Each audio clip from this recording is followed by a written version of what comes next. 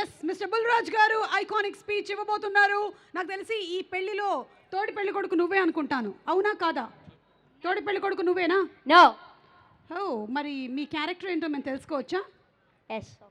Okay. ప్రతి సంక్రాంతికి మీరు కూడా ఒక బ్లాక్ బస్టర్ హిట్ ఇవ్వాలి అని డిసైడ్ అయ్యారా? అలా ఏమీ లేదు, బట్ నేను కలిసి వచ్చింది.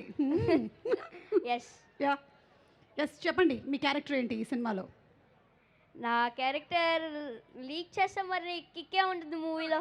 Okay, I got it. నన్ను సైలెంట్గా ఉండమని మర్యాదగా చెప్పావు. It's okay. అలాగే నేను ఇంకొక క్వశ్చన్ కూడా అడగాలనుకుంటున్నాను, ఎందుకంటే ఇది పెళ్లికి సంబంధించినటువంటి సినిమా కాబట్టి చాలామంది పెద్ద మనుషులు పెళ్లి గురించిన అభిప్రాయం చెప్పారు. బుల్రాజ్ గారు, పెళ్ళి అంటే మీరేమనుకుంటున్నారు?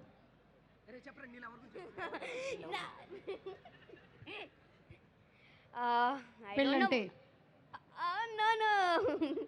పెళ్ళంటే నాకేటో తెలీదు, బట్ తెలీదు నాకు పెళ్ళంటే. ఓకే, సరే, ఫైన్. అయితే నువ్వు ఏదైతే చెప్పాలనుకుంటున్నావో అది చెప్పు.